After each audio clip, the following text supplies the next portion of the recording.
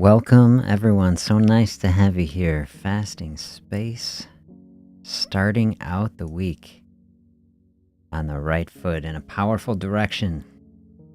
Did you watch the Super Bowl yesterday? And were you more dialed in on the game or the commercials? I know some people who go in each direction. So, always interesting to see the creativity that people bring to that space, I say. And then the type of space, I don't personally have a care who wins a Super Bowl game. But, I'm just watching it. The types of thoughts I'm thinking are just appreciating the incredible amount of work that people put into it. All of these young people striving as best they can, trying to do, something incredible, reach the pinnacle of a sport. And then it's like the same thing, after the game.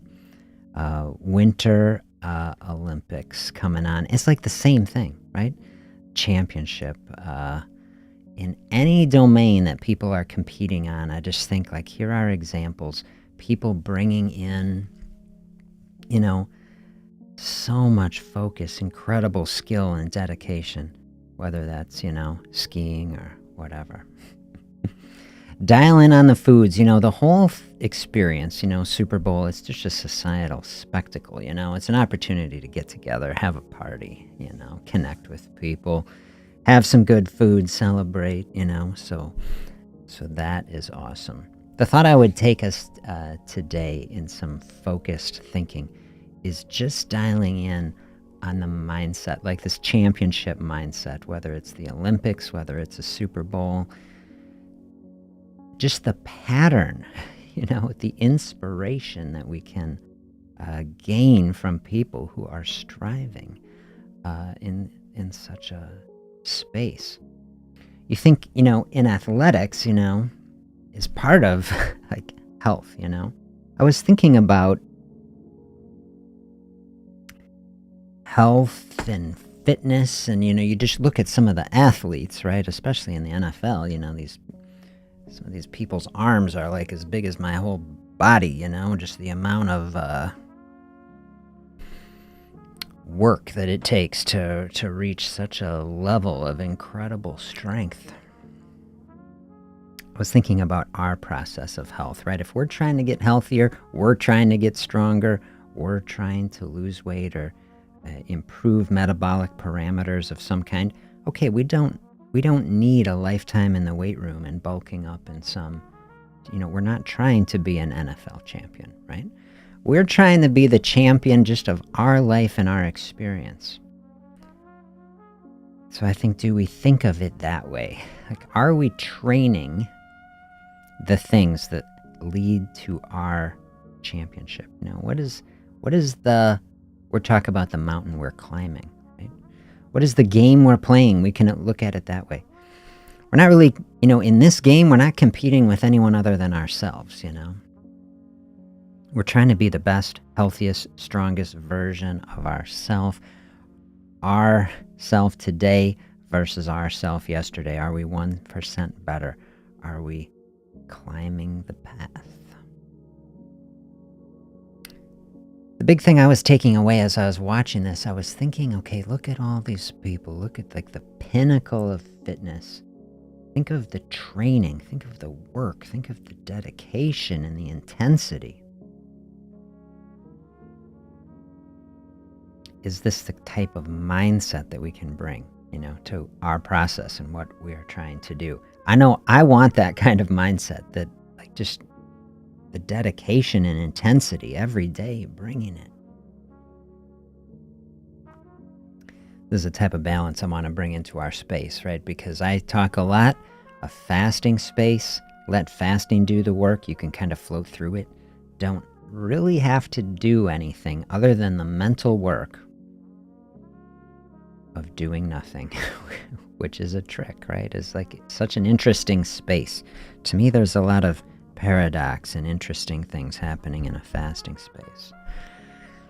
There is one thing. Is it work or is it not work? Well, it can certainly be intense, right? A fasting space can be intense because it's getting into a really critical, important space in the body, So it might not be work in the traditional sense. It might not be work like the offensive linemen doing their drills and pushing their sleds around and all this sort of stuff, right? But it's its own type of work. And so our challenge in health, right, is finding our path. What are the practices? Maybe it's exercise, right? Maybe it's the healthy eating. Maybe it's balancing it out with abstinence from food, right? The fasting space, bringing everything into balance. That's the path that leads to our championship, right? Achieving our goal. We're not trying to win some giant sports competition. Trying to align our way of being in the world so that as we're walking forward in health, we're doing it in the most thoughtful way.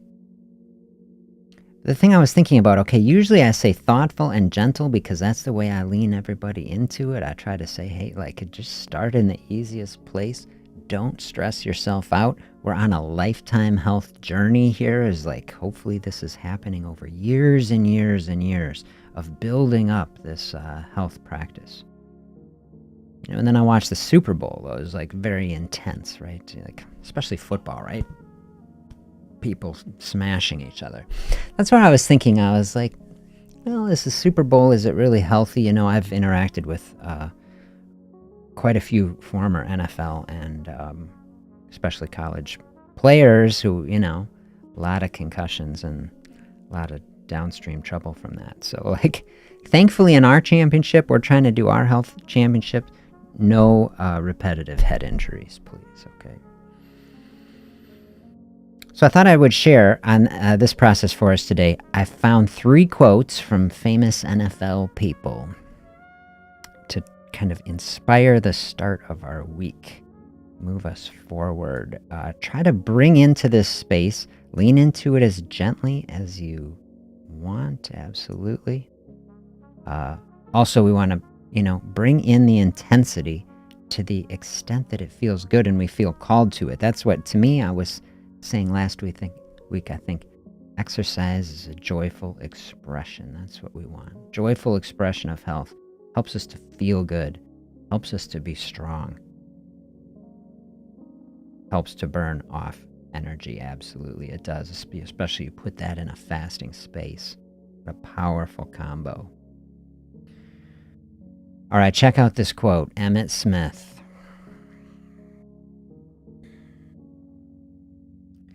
For me, winning isn't something that happens suddenly on the field when the whistle blows and the crowds roar. Winning is something that builds physically and mentally every day that you train and every night that you dream. Isn't that great? See, I love that. There's just so many good things in here. We did the session the other week on dreaming, right? So dream, such an underappreciated health practice, to really dive into it and realize our subconscious, our whole being it's on our side. We're on our own side. Even at night is like problem solving, trying to move us forward. Do we recognize the significance of that? We talk in here about a health dream, right? It's like Emmett Smith is dreaming of winning the Super Bowl, and then he did multiple times. Hey, good morning. Nice to have you here. Hello.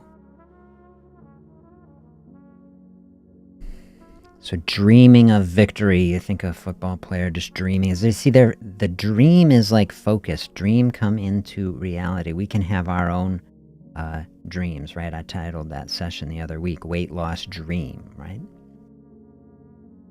So we have our dream, our vision, the thing in the best reality that we can envision, our strongest self is accomplishing something. Okay, we set that dream, that vision in our waking mind, subconscious mind, be working on that when we're actually dreaming.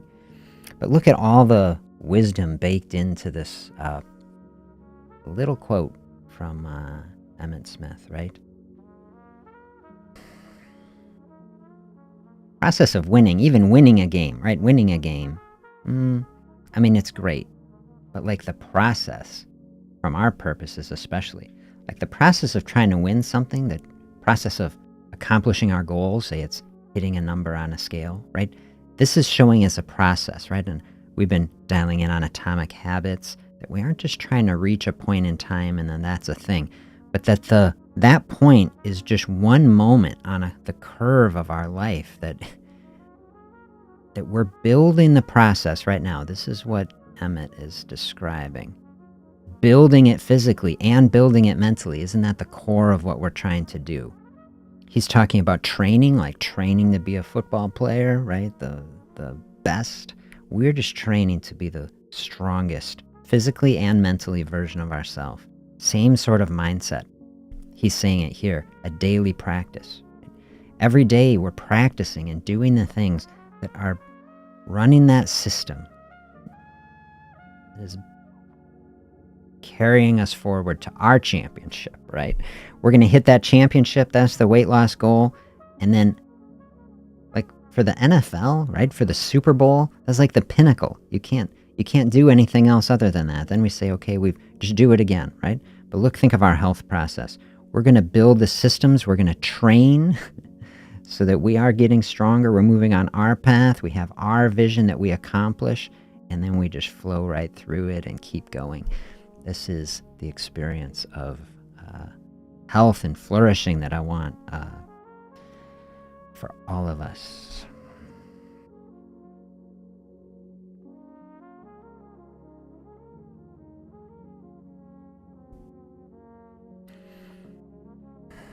Also, like, it's taking the pressure off. We think like, okay, think of Super Bowl. Think what it's like to be these young folks playing in front of hundreds of millions of people. It's wild. This quote is just showing us, like, taking all the pressure off. Like, the winning isn't something that happens right in this intense thing. Look, it's just personal, right? Take away the crowds, take away the lights, the winning, the process, the health, right? That's happening, getting stronger. That's just happening in our everyday things. It's just showing us, like, for our path, right? We don't need some big fancy things. We don't need high-tech processes or anything. Like, just our simple, basic things are what are leading to incredible results. That's what I take away from that quote. Let me know if there are thoughts that you have. What are you seeing in that? And I will tee up the next one. We got 3 quotes from NFL folks. Here's Jerry Rice. I love this one. Today I will do what others won't, so tomorrow I can accomplish what others can't. This is inspiring to me. I love this. I'm getting fired up by it.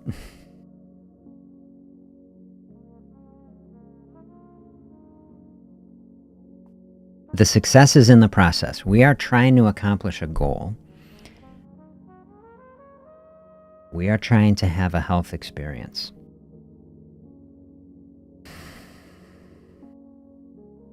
What are the steps that we have to take? There's no process that I can conceive of. Like, things don't just happen, right? There's not a spontaneous. We say the goal doesn't achieve itself. We have to achieve it. We have to take the steps through whatever path we're trying to do. We have to open up the space and shape and form it in some fashion. We say, well, some other people's not doing that. That's what Jerry Rice says. You want to accomplish something that most people don't do? Transform yourself into a healthier person, just like the caterpillar emerging from the cocoon is something totally different. Well, like, this is what we're trying to do on the channel, right? Dial into the transformational mindsets. How do we transform our mind? The mind is what drives everything. We have to transform our thinking. Most people do not want to transform their thinking. That is a tall order, right? Because, like everything we've gone through all of our thinking, right? Complacency is the default way of being. We get into habits and grooves that are very hard to get back out of, because the longer we participate in them, the more solidified, the more normal they become. This is why, to me, the true path toward weight loss is a path toward transformational thinking.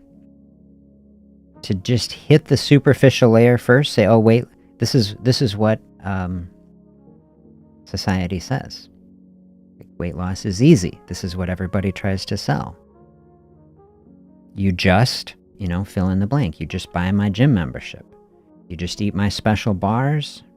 You just buy my special pharmaceutical product. Everything gonna be fine, right? When the reality is that there is a much deeper layer that we need to get to. This is what I want to help people get to.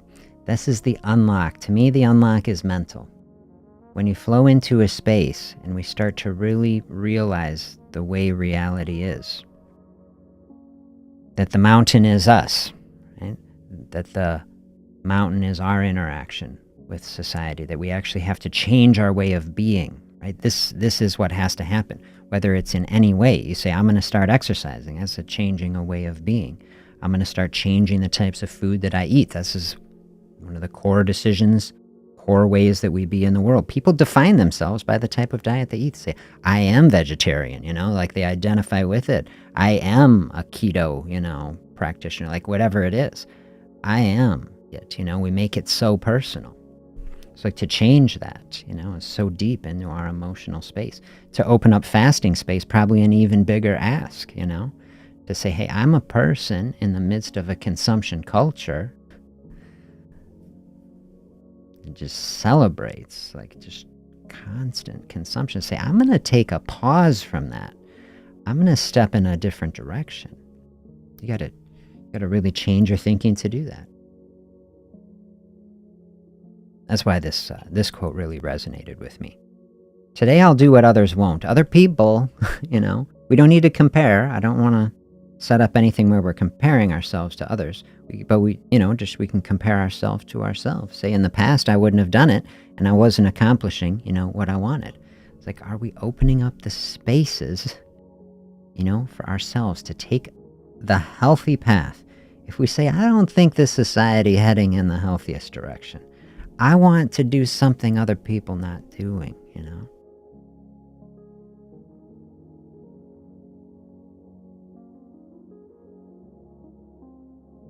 To me, this is inspiring. This is telling us, I say, let's actually do it, What are the things that are difficult? This is what I was thinking watching the Super Bowl last night, thinking about how hard people train, the intensity. And okay, so in that training, you say in the moment, you're lifting the huge weights, you're doing the sprints, like I think it's so intense. It's not comfortable, right? To train at a championship level, well, that's not comfortable. I'm looking at all these people, yet all these people doing it and loving it and accomplishing something of great value. I was just reflecting, like, this is what a human being does. Like, this is like really what it, to me, is like human beings do hard things, I talk a lot. We try to make our process as easy as possible, and that's true. I want to do that for people. I want to make a fasting process, a healthy eating process, a total lifestyle, health and flourishing process as easy to do, as attractive to do as possible. Say, because from a certain perspective, you say, it is an easier way of being, and I do believe that. But there's two sides to look at it from everything. Also, it's intense, and also it's its own type of work. And so we want to find this balance, to find the grace, the peace with things, to recognize, hey, I don't really have to do very much, and we can flow toward great health. And then also to bring in this sort of championship, Super Bowl mindset of like we are training ourselves to the pinnacle of our capacity, to really bring in intensity to our life. Because like we can see from just the example, like just, if you don't like the Super Bowl, look at the Olympics, The dedication and intensity to accomplish something great. And you say, well, accomplishing something great, getting a gold medal, being better than other people. You say, well, there's a certain appeal to that. But like how much nicer is like not to compete, no zero-sum games, our own path of health. This is a type of championship that I say, like, let's do this because we can all just work on it together. Nobody loses. This is what I like. Nobody losing in the type of championship mindset that I am bringing to people. Everybody can just get better and everybody wins. I love that.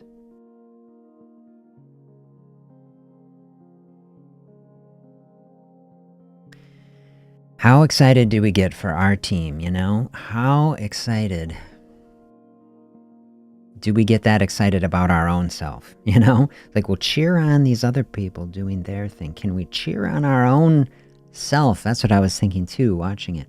Like, I was thinking people like, you see the fans, like the screaming, people like, oh my gosh, it's like the best day of my life. My team won. Okay, you know, that's great. I don't want to discourage it. But what about your real team, which is like actual you on your journey? Do people get that psyched up? Like, oh my gosh, like I am winning this health journey. Like, are we really giving ourselves like, look, I made a change. Look, I did a thing. Look, I got to the gym. Look, I opened up these things. Like, then the crowd goes wild. You know what I mean? Like, if we had people cheering for us the way fans cheering for people in the Super Bowl, how much of a difference would it make? I think it'd make a huge difference. Was it 2 falls ago I did the marathon. This last fall I just did the half marathon. It was nicer. It felt better. But man, finishing the marathon, that was 2 years ago. I mean, you go through these things. Okay, when you set up the marathon, you set out on a marathon, there are tons of people cheering when you start out. And then you go through these big stretches where there's nobody there. You're just doing the work. Nobody cheering for you. But I tell you, and then when you get back toward the finish line, you get back to the space, all of a sudden there's crowds of people cheering. Oh, it does give you a boost. It does give you a boost. Queen of Heaven says, I have a different view. Share your view. I love all views. Share your views. Yeah, Mike Tyson was on there. Mike Tyson, I saw that. He was talking about try to get some healthy food. Is he really in good shape? Oh, man. Yeah, I see that. This is, what does it mean really to be healthy, you know? And who are we seeing as healthy? And we can look into that. I was saying a little about that, okay, football in and of itself, is it really healthy? We're giving, thousands and thousands of young people traumatic brain injuries. That's the side of it that is not healthy. I'm not encouraging anybody to do that. Yep, the body's in bad shape. I extremely appreciate these perspectives. We don't want to brutalize ourselves, Nothing to glorify about getting a traumatic brain injury. I was talking about that a little before you came on.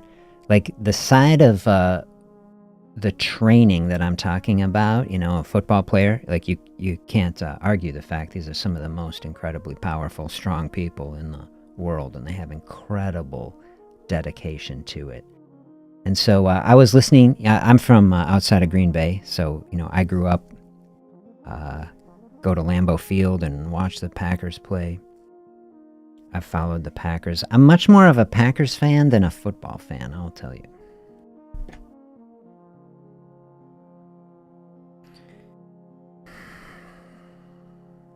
Yeah, there's a whole nother aspect to this that is not necessarily healthy, the financial things.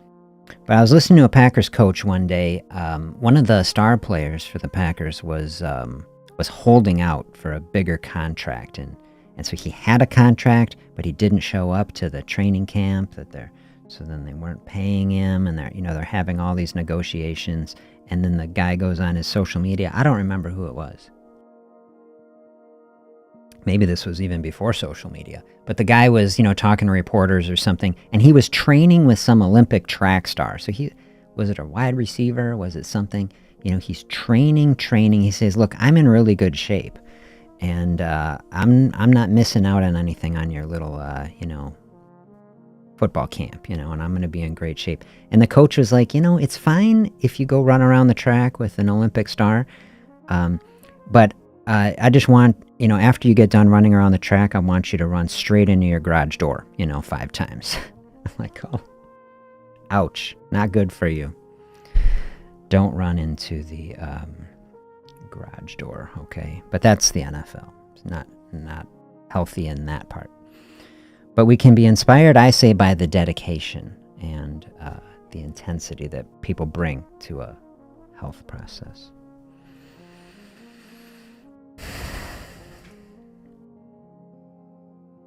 How do you really change your mind? Okay, here is a great question.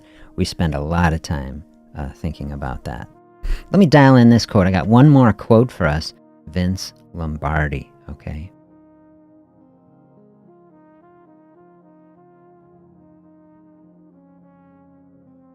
The only place where success comes before work is in the dictionary, from Vince Lombardi, famous NFL quote. Coach, how do you really change your mind? Let's connect it into here. It takes work to change your mind. You say, my goal is to change my mind, right? We have to change our mind to change our way of being in the world. We have to change our way of being in order to get different results. So if we are trying to accomplish something, we're trying to have success, we're trying to win this championship of our life, our experience, You got to do the work to do it. Say we're trying to change our mind. Takes work. We have to do the work. I say that's what we're doing right now. This process, carving space out of our life to focus very intentionally, thoughtfully on it, right? To ask the questions. I don't think that there is necessarily one answer to it. We change our minds in different ways because our situations are unique. But we have the same tools to do it, right? We open up space to ask.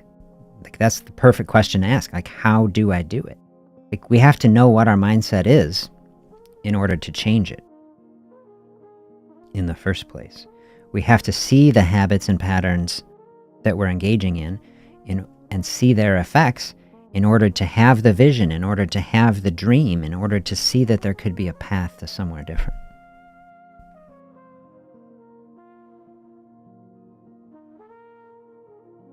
No, you're all good. It's all good.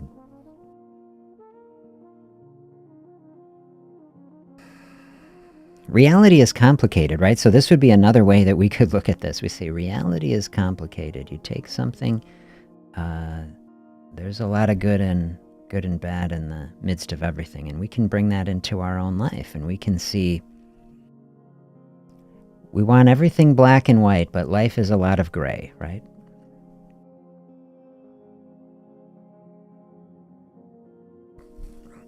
If everything was always perfectly clear, too, it would be easier, perhaps. But then there's a lot of gray, and it's like, what really is the best path, Here we bring this comment in. Serena's on the GLP-1. I saw that commercial. I watch, I enjoyed watching this with my family.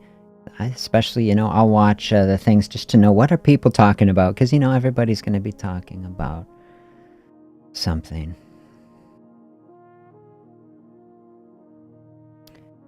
And so I did see that, and of course that piqued my interest. We got Mike Tyson lecturing on health, and Serena Williams inspiring us to take pharmaceutical products. So it's, it's an interesting collection. There is a lot of gray area happening in those spaces, I would say.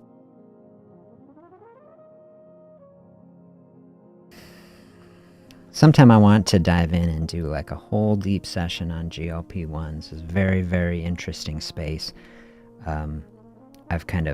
We've had many little discussions about it. a very, very gray area in my mind.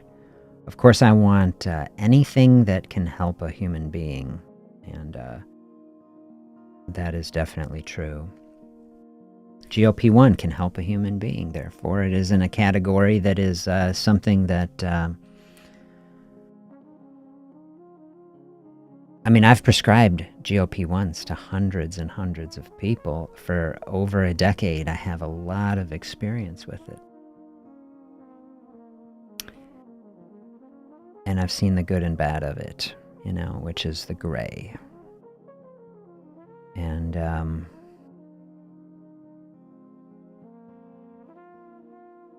people have been harmed by it that I've given it to,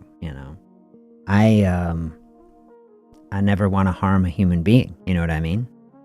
This is the core of medicine to me, is first do no harm. This is the most important thing. We are lacking in a very thoughtful application of first doing no harm in many times in the healthcare system. A woman I gave a GLP-1 to, almost immediately upon having their first injection, started having severe abdominal pain, and they ended up having severe pancreatitis and almost died. In the hospital for weeks. It was horrific. That's real. You say now, like, that's on the very edge of the curve over here. There's not, out of all the people that take it, it's rare that someone has that. I think less than 1%. Less than 1%. Certainly less than 1% have such a severe outcome. This is one of the very worst outcomes. Other people have more mild versions of that, not so severe. And we flow out on the other side. People who have incredible results are also on the other end of the tail. And these, of course, are the people that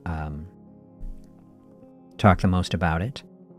And between these two extreme outcomes, incredibly good outcomes with no side effects, you say incredible, terrible side effects, no benefit.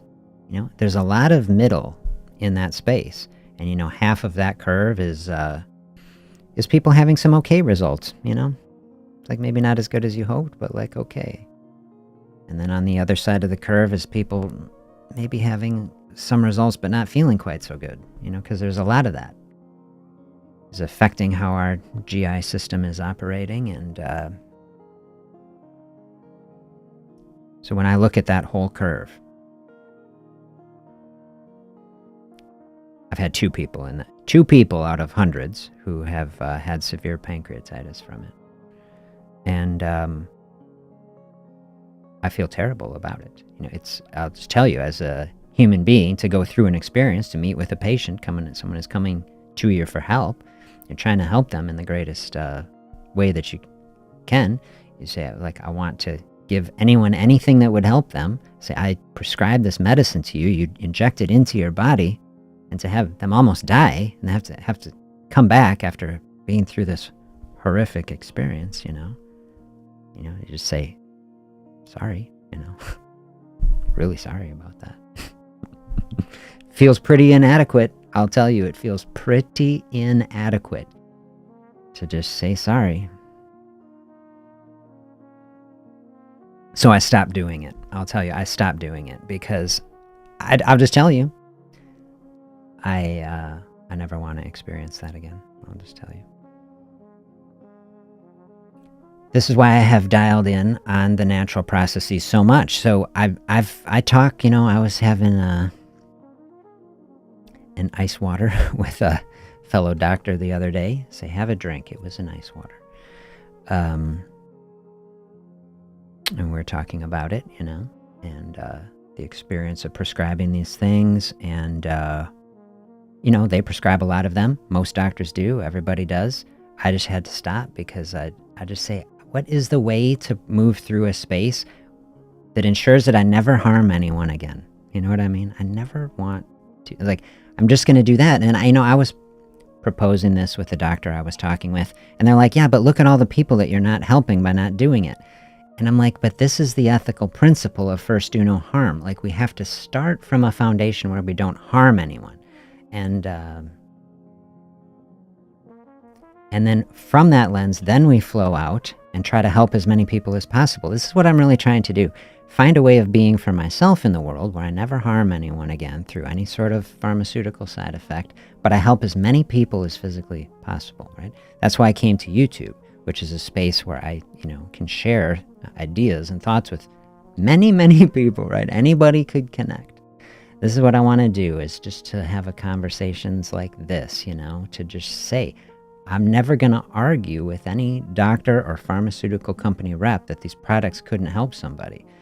I never would have prescribed them in the first place if I thought that they didn't.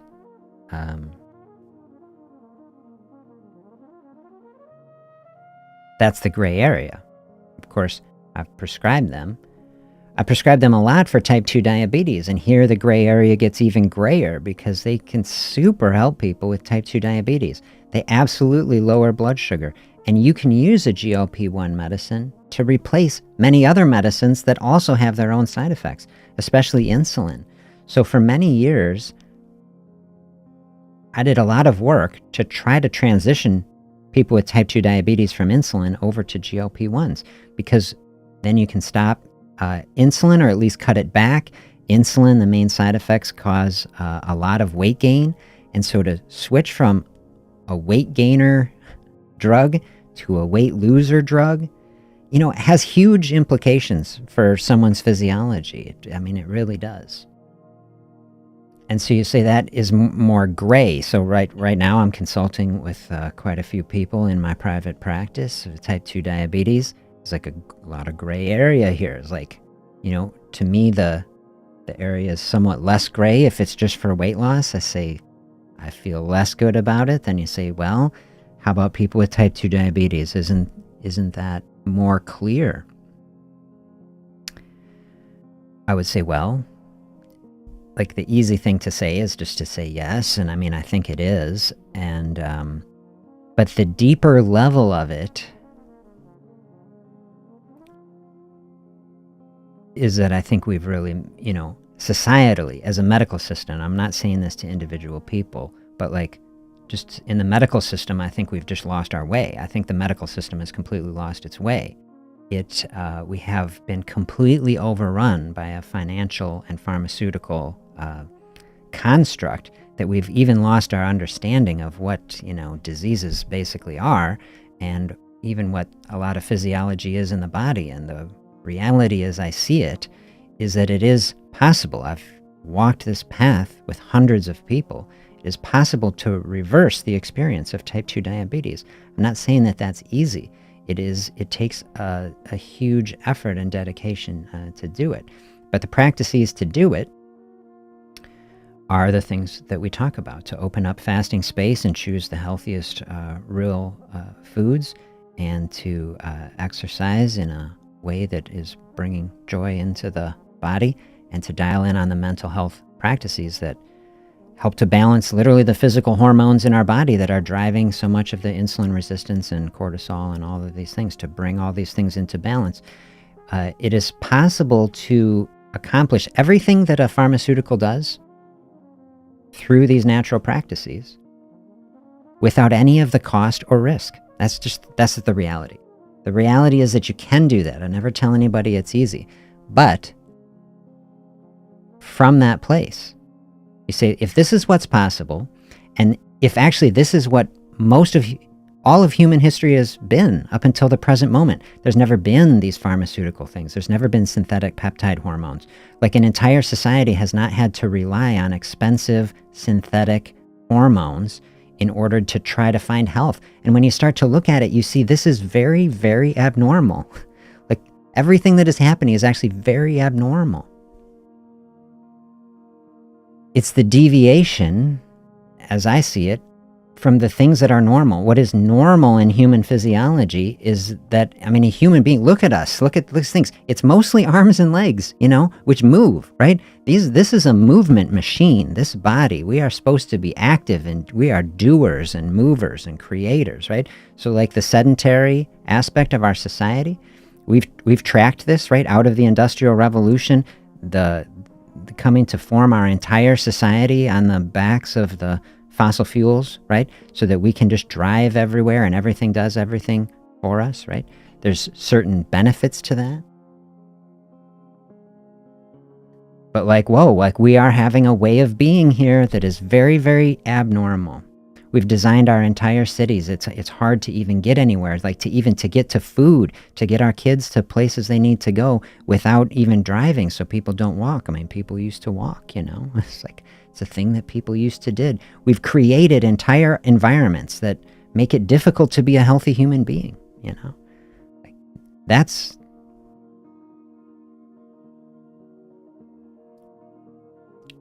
It's not optimal, I will say that. And then across every domain, we can do that. Like, we say we have even a word now called organic food. Like we just go back 100 years, nobody would understand what that meant. There was just food. Like, the idea that we've created food that isn't real, I mean, that's the part that I agree with Mike Tyson, I don't say is Mike Tyson the healthiest person in the world. Certainly not. But I agree with the perspective that we should be eating real food. Like, every human being that ever existed until just a generation or two ago, it's like you couldn't even not do it, Like, the poorest people in the world, you see, if you, at least if you got a food, you would know it's a real food, because what else could it be, Now we're in a scenario you don't even know what is, like, hardly real or not, and, this is, see, across every domain, we see how abnormal the situation is. And then, of course, historically, a fasting space just be a normal part of being a human being. This would just happen. And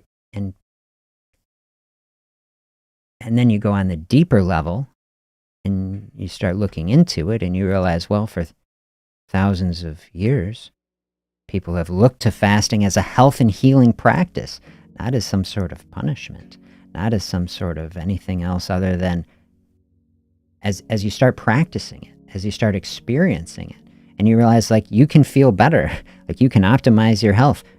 Physicians as far back as Hippocrates, like the first recorded observers, discuss, like, hey, this fasting is like incredible health benefits. So you put all these conversations together across all the domains of health and our way of being.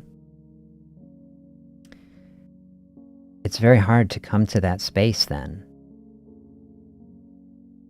on a deep and profound level and say the answer and the response to all of this is to just continue stepping in all of this process, and we'll just give ourselves a shot, and then that's going to fix everything. It's like, do you see how broken it all is and dysfunctional? And do you see that the body itself is not broken? Do you see, as I'm laying this out, that the society is broken? That the dishealth, the disease, is external to us, right? We are existing in this whole, we're floating in this soup of dysfunction. And we just absorb it into our being, and then that dysfunction is coming into the body, manifests as disease in the body. And so the path of healing from that is the path of, like I was using the metaphor of the squash, right? It's got that thick skin to protect the interior of it, like where all the nutrients, the seeds, like the things that protect. We want that sort of idea to ourselves, right? The cocoon. We need a healing space. Fasting is a healing space, is one type of healing space where we're building a wall. We're cordoning off a piece of time. We're saying, I'm protecting myself. I'm completely insulating myself from all of these societal factors. We did the session on all the PFAS and nasty chemicals of industrial society that are wrecking our hormones and just damaging the body, leading to cancer and every horrific thing. Say, it's like, for at least this period of time, we know, because, okay, choosing healthy foods, we say it when we can dial in a lot on it. I've described the incredible variety of types of diets that people could eat across many different things. The reality is a human being can flourish on many different types of foods as long as they are whole natural foods, that the body historically has been eating for millennia, right? The body is designed to eat.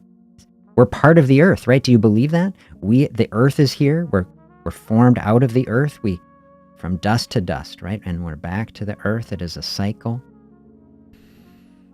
Living things going through the cycle. We want to be participating in that cycle.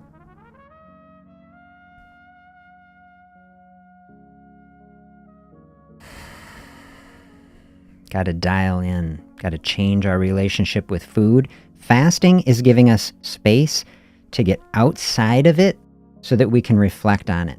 Right? Do you ever experience it? You're in the moment of some situation. It's very hard to be objective. Maybe you're having an argument with somebody. You're angry, right? It's very hard to be objective and rational if you're in the middle of an argument, right? But you take a little space, right? You just let it breathe, like literally. Calm everything down. You can start to engage the rational mind again, and you can, be more productive, right? You can have a better conversation, right? Think about our conversation with food. Give it some space. When we're in the middle of it, we're just eating what we eat. We're not thinking about it. Okay, fasting, we open that up. Now we have some space about it, just like the conversation in some argument can be better when we give it space. We give some space to our relationship with food to reflect on it.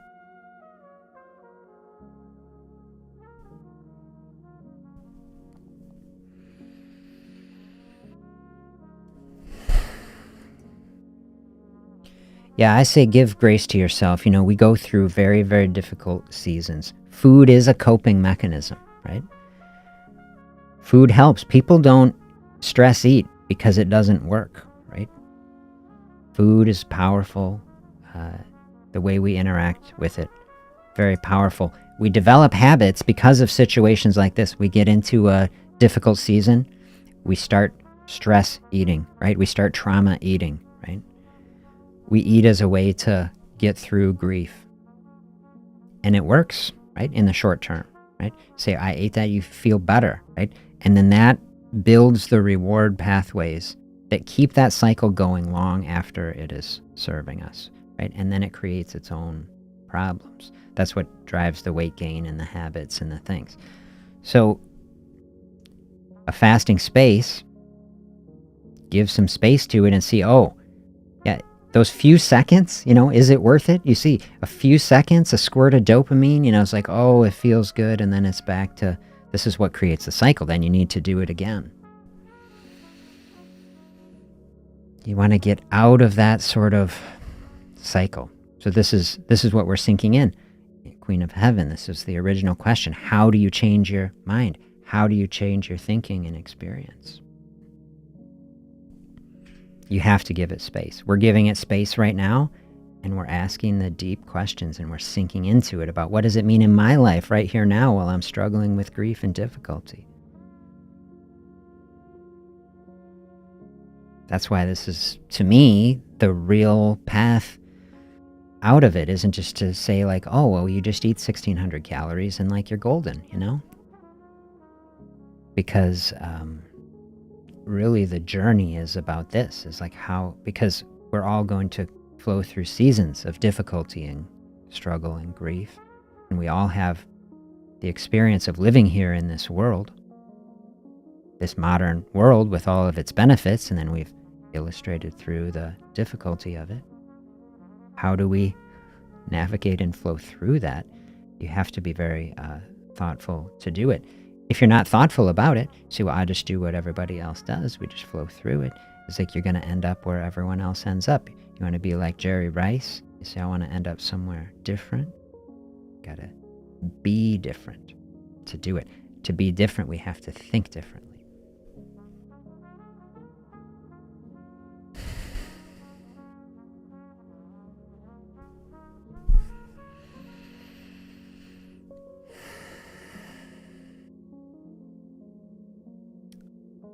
All I can say is I certainly wish it wasn't the case, You just wish that the difficulties that we have to face were not the way they are. I send you my best thoughts and prayers for you in the midst of it. Look toward the light. That's what I say. In the midst of darkness, we look toward the light. And we realize that many things in life are on a cycle. And it's very hard to see that at the bottom of the cycle. The saying is the night is darkest just before the dawn, right? Before it turns. To be in the valley, in the darkness, just can help sometimes to realize, like, we're closer to the bottom than the top. Means life is a cycle. We're very much more likely to be experiencing the upswing in the future. It's like looking toward the light.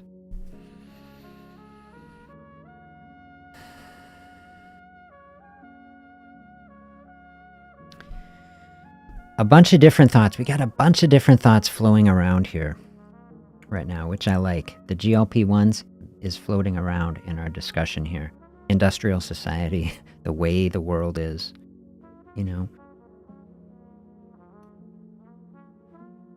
the gray area of what it really means to be healthy and what our society holds up as exemplars of health.